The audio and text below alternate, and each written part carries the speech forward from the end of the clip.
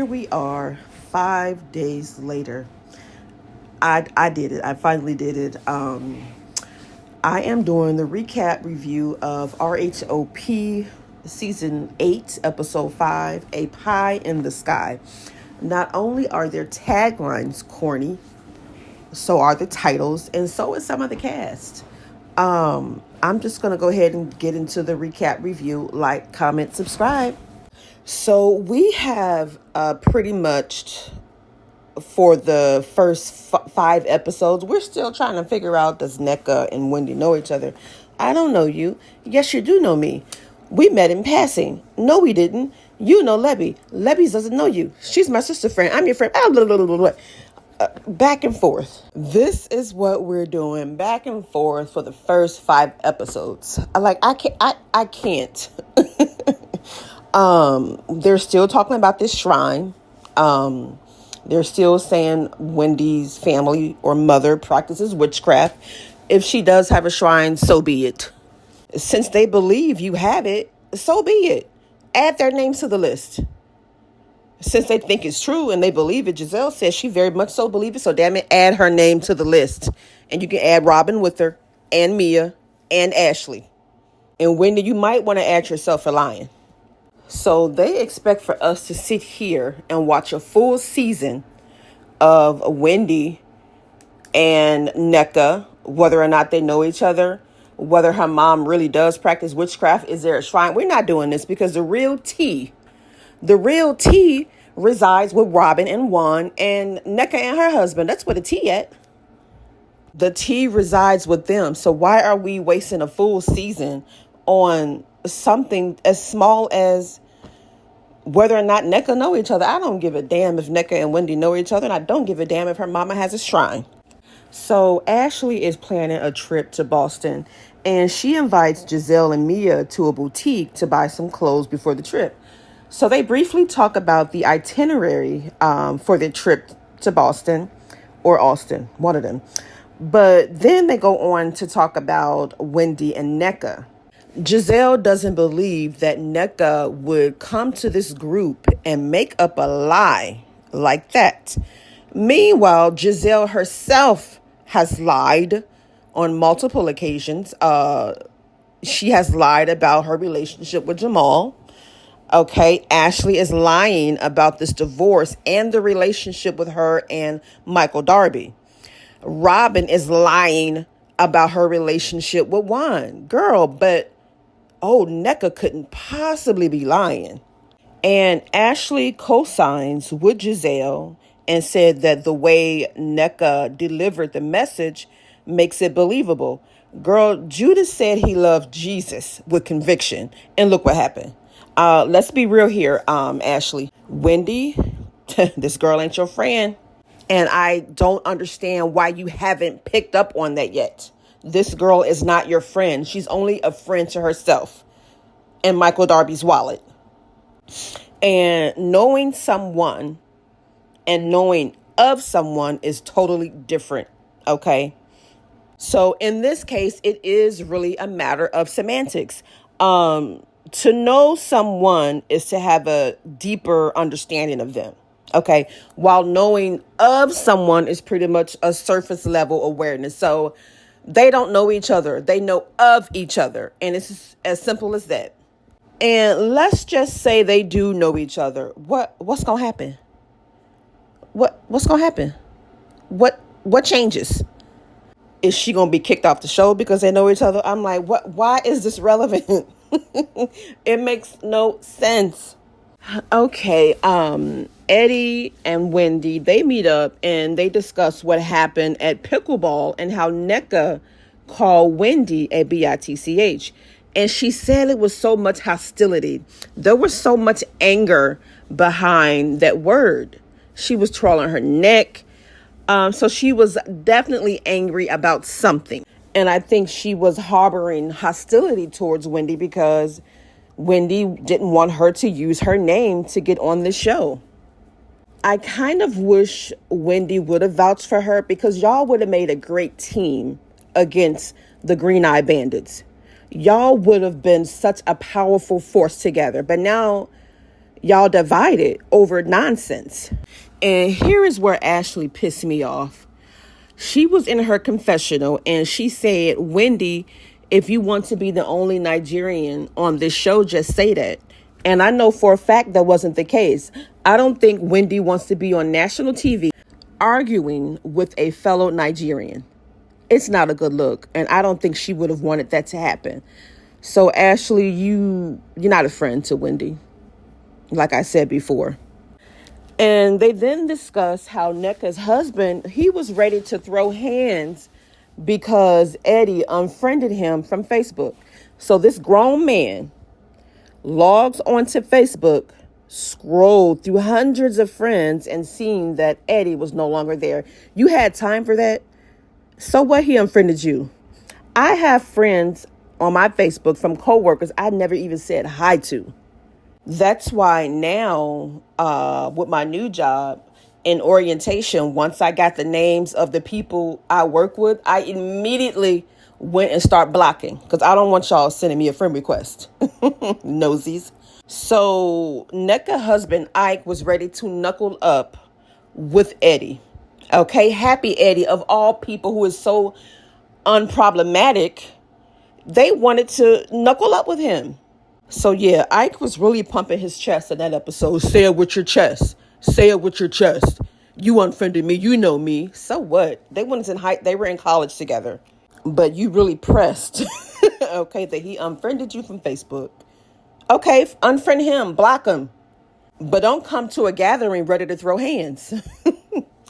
And Giselle talking about, oh, Eddie didn't want the smoke. I wouldn't want the smoke either on national TV looking dumb. Just because he looked dumb, Ike, doesn't mean Eddie want to look dumb. He can argue with himself. So yes, Eddie did right by walking away.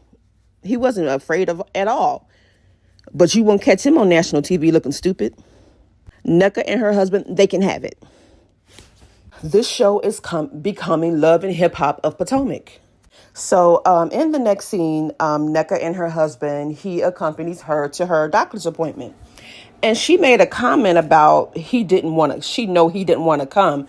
Well, Nneka, it sounds like Wendy and her mom, shrine, whatever, should be the least of your worries. Okay? Sounds like you have other things you should be focused on.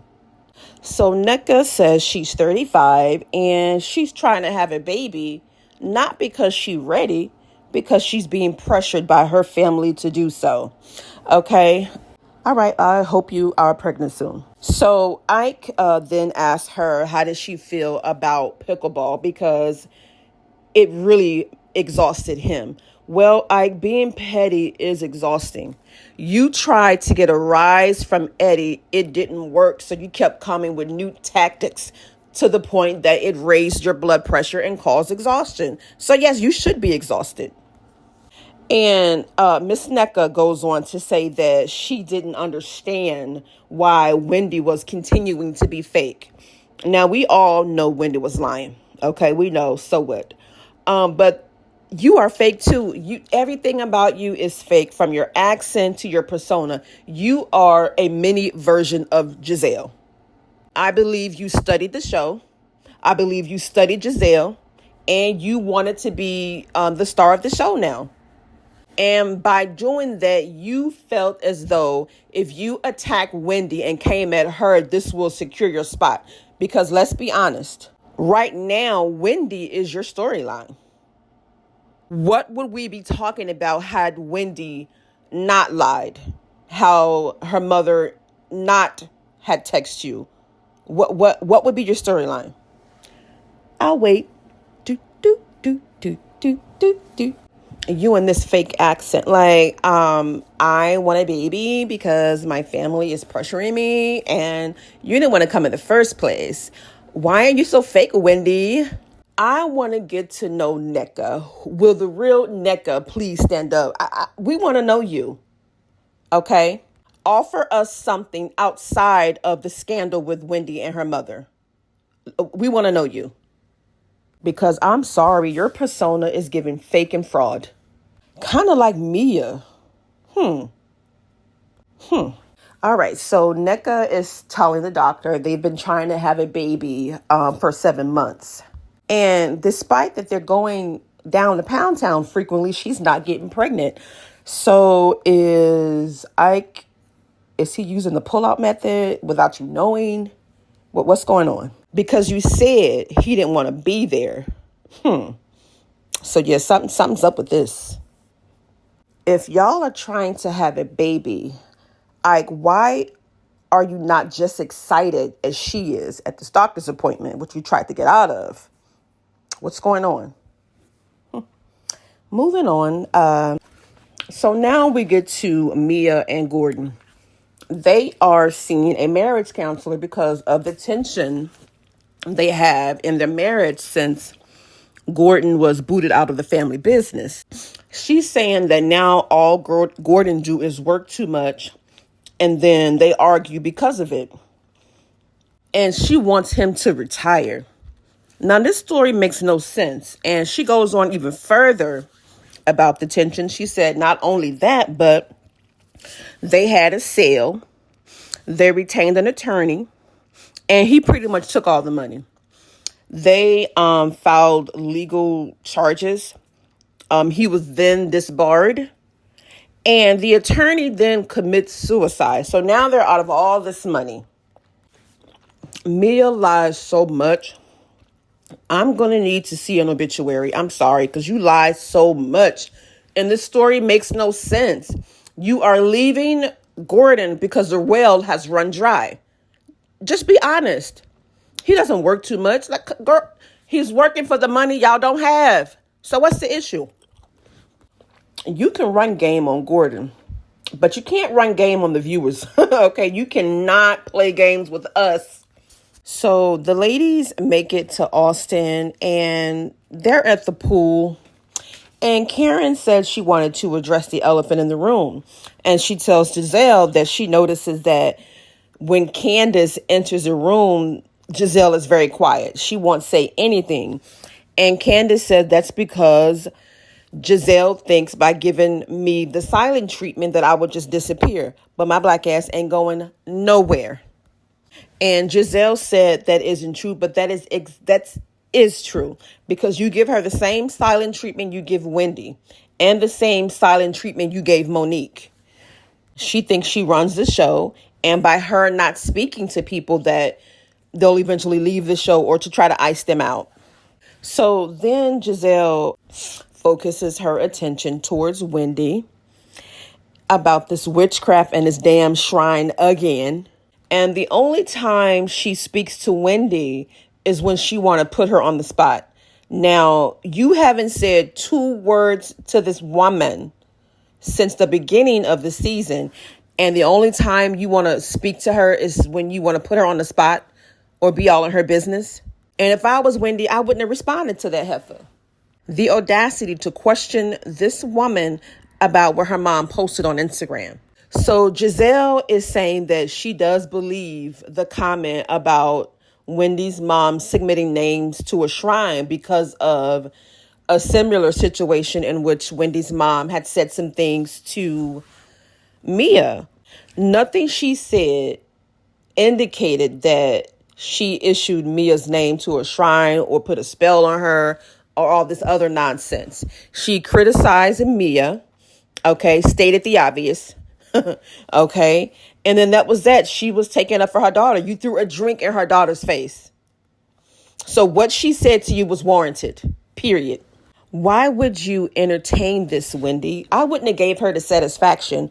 Wendy pulls out her phone and reads verbatim what her mother said to Mia. I wouldn't have done that. I wouldn't have given them the satisfaction. And here we are again with Nneka and Wendy. Wendy is saying Lebe and Ivy were friends. Ivy told her in-law that Wendy was upset that Nneka was using her name to be on the show. Wendy is saying she wasn't friends with Lebe, okay? Nneka is saying, yes, you were. If you guys wasn't friends, why was she at your baby shower or something? Or the sip and see for her daughter? You even called Lebe out and gave her some kind words. So Wendy definitely knows her. Maybe they were friends. They are not anymore. I mean, why is this important? So Wendy was clearly telling a lie. Okay. She does know Lebe, but Lebe and her, they ain't friends like she said. So I give this show a F plus because of the nonsense. Majority of the show is about Lebe, who we don't even know. We haven't seen her, and Ivy. It's ridiculous. And a shrine. So that is all for this episode. I will see you guys next week. Bye.